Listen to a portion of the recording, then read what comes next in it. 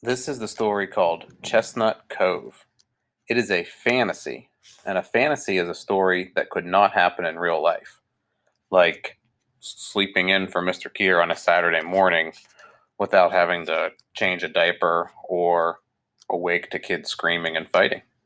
Anyways, look for characters who may or may not be realistic, something that causes other events to happen, such as a cause and effect relationship.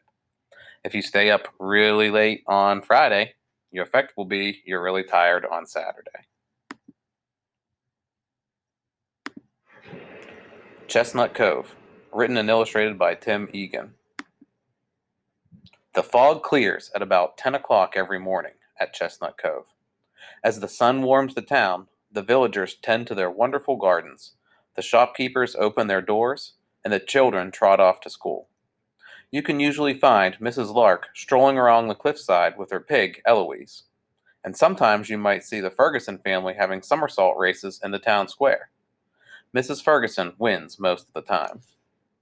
Nothing unusual with that, right? There they go rolling down the hill. And a cow in a tree. Interesting things are always happening in Chestnut Cove. Like when Joe Morgan's cow, Thelma, got stuck way up in an oak tree. It took half the town to get her down. Everyone's still trying to figure out how she got up there. Another time, the Fergusons' fish drank up their pond. There was a frantic rush to get him out into the lake as quickly as possible. As strange as things may get, everybody always tries to help one another out. Well, one day, late last winter, the town was awakened by the sounds of bells and trumpets. It was the ship of King Milford, a cause for excitement. It was also 7 o'clock in the morning, and though some folks didn't seem quite ready to get up, they did anyway. King Milford was a fine leader, and most everyone liked him. He wore a top hat instead of a crown, and had a rather strange fondness for watermelons, but he was a fair and decent ruler. The king lived in a magnificent castle on a nearby island. He had been traveling for 3 days to each and every village in the land with the same incredible announcement. Whosoever grows the largest and juiciest watermelon by summer's end shall inherit my entire kingdom. Good luck, he said, and then he left. Everyone laughed at the whole ridiculous idea and went on with the day as usual. Some folks just went back to bed.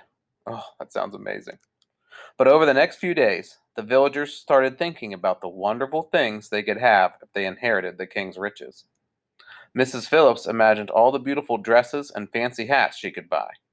She just loved fancy hats.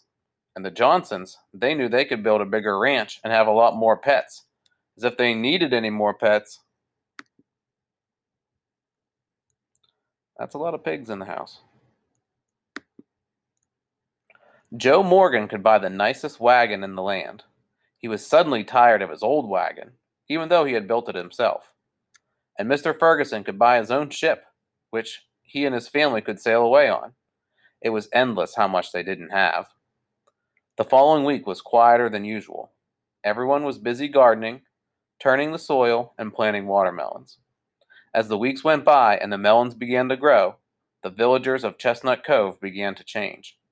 They didn't talk to each other as much because they were all so busy. Some of them even built fences around their gardens so that no one could touch their watermelons. They look a little grumpy. Even sleeping in the garden with one eye open.